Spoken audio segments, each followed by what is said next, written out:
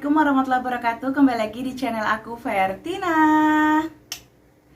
Halo moms, bun semuanya. Pagi ini aku masih mau sharing kita semuanya di sini ya tentang program alami yang kemarin aku lakukan, aku jalani dengan suami. Nah, poinnya itu adalah kemarin yang aku jalani itu pola hidup sehat. Pasti kalian semua yang sudah menonton video aku sebelumnya udah tahu. Jadi inti dari promil alami yang aku jalani dengan suami itu adalah pola hidup sehat. Nah, di sini aku mau ngejabarin poin-poin apa aja sih yang kemarin aku lakukan dengan suami tentang pola hidup sehat itu. Kalau kalian semuanya pengen tahu, moms, bun semuanya, simak video aku sampai selesai ya, jangan skip. Jadi moms, bun semuanya, pola hidup sehat yang kemarin aku jalani dengan suami itu adalah sederhana. Tidak terlalu yang harus seperti ini dan harus seperti itu. Jadi lebih ke konsepnya itu mengatur semuanya secara alamiah aja gitu. Jadi yang pola-pola, yang part-part yang sebelumnya kita nggak pernah lakukan itu kita mulai atur semuanya di sini. Jadi 1 tahun itu benar-benar kita merubah semua aktivitas, semua apa yang kita makan, semuanya itu adalah menjadi yang lebih sehat. Jadi otomatis kata sehat itu kan bun dan mam semuanya sudah bisa memahami ya. Poin pertama yang kita rubah itu adalah air putih. Jadi seberapa banyak sih konsumsi air putih yang moms, bunda dan suami itu minum sehari-hari. Nah, sebelumnya memang saya dengan suami itu beda. Kalau saya itu memang kurang suka dengan minum air putih yang terlalu banyak. Jadi konsumsi air putih saya itu nggak terlalu cukup. Karena sesuai standar itu kan sehari itu 8 gelas ya. Cuman di sini saya melebihkan. Jadi setiap hari itu saya mencoba untuk mengkonsumsi air putih itu minimal sehari itu 1,5 liter atau botol yang paling besar. Dengan sama suami juga melakukan pola minum air putihnya itu minimal sehari 1,5 liter. Jadi kalau bisa ya lebih bagus ya moms ya. Jadi konsumsi air putihnya itu diperbanyak lagi. Karena itu yang akan membantu di metabolisme tubuh kita, yang membantu di pencernaan kita, yang membantu dalam tubuh kita itu memang air putih gitu. Jadi poin pertama yang kita lakukan kemarin adalah memperbaiki konsumsi air mineral yang kita minum setiap hari. Terus yang kedua poinnya itu adalah moms, kita mengatur pola makan. Sebenarnya sih sederhana, nggak terlalu yang harus kita daging dan mahal-mahal gitu, enggak ya moms. Jadi kita yang pertama itu adalah sarapan di pagi hari itu tidak berat ya. Pertama kita lakukan sarapan itu di bawah jam 9 itu konsumsinya itu misalkan roti, buah, susu. Jadi yang sekiranya tetap mengandung protein kayak telur tapi nggak berat. Jadi kita nggak makan kayak karbonya terlalu berlebihan seperti nasi. Nah, itu kita rutin. Jadi kita nggak 1 hari 2 hari gitu. Itu terus berlangsung. Kegiatan ini berlangsung ya moms. Jadi makan pagi aku dengan suami itu tidak berat, tidak nasi ya. Jadi lebih ke telur atau susu dan buah atau roti gitu ya. Sepertinya itu, atau bubur kacang hijau. Nah itu sarapannya nggak terlalu tinggi di karbo. Terus yang kedua itu ada jam makan siang. Jam makan siang itu tetap seperti kita makan nasi seperti biasanya. Jadi konsumsi nasi cukup sayuran, ada proteinnya, ada mineralnya, dan ada buahnya. Nah itu kita rutinin setiap hari. Jadi nggak perlu yang daging atau apa, yang penting ada sayurnya moms. Ada sayurnya, ada proteinnya. Proteinnya itu bisa dari telur, bisa dari ikan, bisa dari tahu, tempe yang ada kandungan proteinnya ya.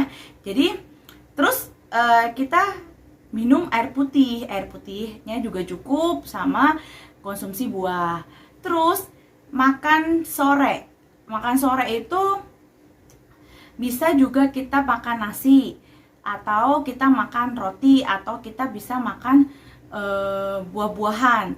Tapi kalau malam hari saya menghindari makan berat. Jadi intinya di sini porsi makan yang saya kurangi itu di pagi hari dan malam hari. Jadi pagi hari saya nggak makan berat, malam hari saya nggak makan karbo yang berat-berat. Jadi cukup paling roti gandum atau segelas susu itu sama buah. Jadi lebih ke part makanan beratnya itu di siang sama di sore. Sama halnya dengan suami juga melakukan pola makan jam makan siang seperti itu, dan itu terus seperti itu, continue ya moms ya. Jadi konsisten.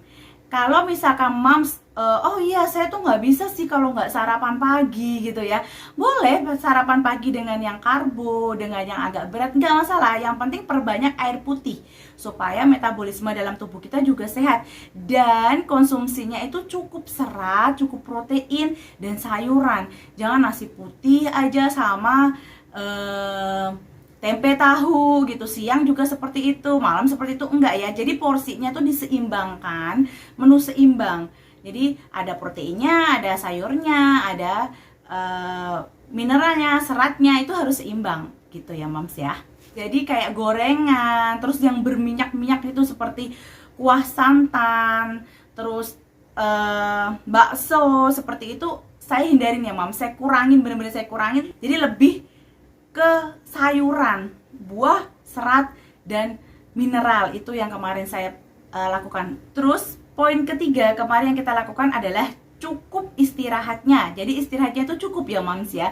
Jadi kita nggak pernah bergadang selama menjalankan program hamil.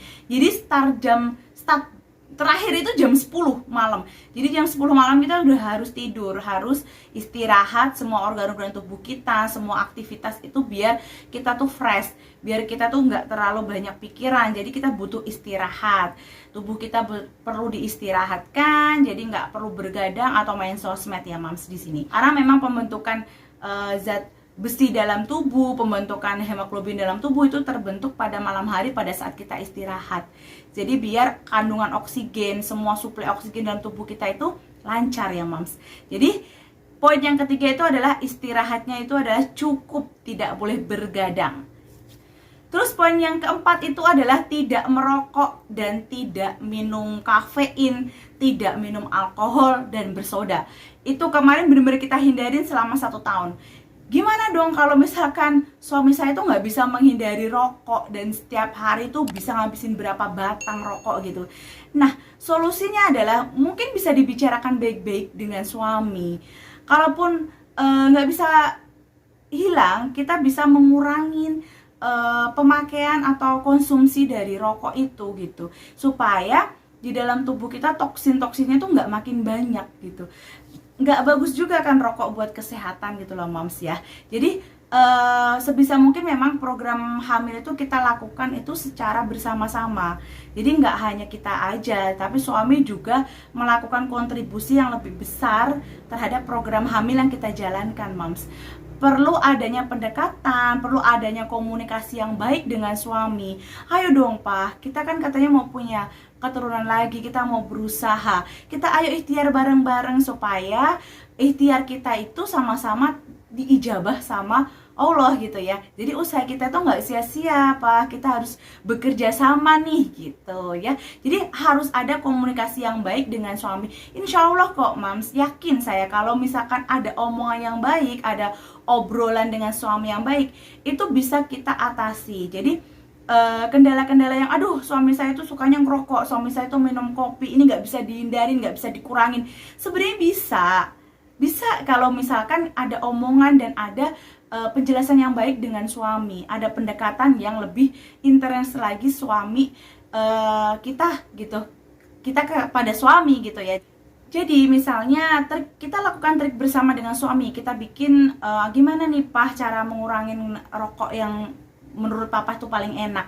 Apakah boleh kita ngerokok tapi dikurangin, jadi misalkan sehari itu 4 kali atau sehari itu 4 batang jadi 1 batang Pak gitu.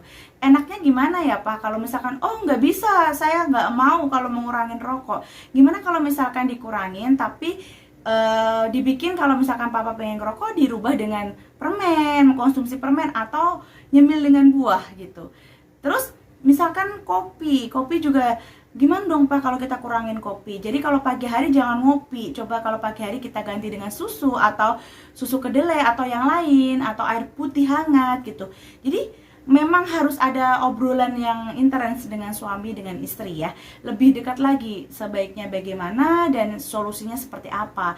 Jadi itu nanti yang kita jadikan patokan untuk melakukan aktivitas pola hidup sehat sehari-hari, dan itu benar-benar konsisten. Nah, Moms, kemarin itu yang penting yang aku lakukan kemarin dengan suami dalam menjalankan program hamil alami selama 1 tahun. Jadi, apakah aku olahraga kemarin?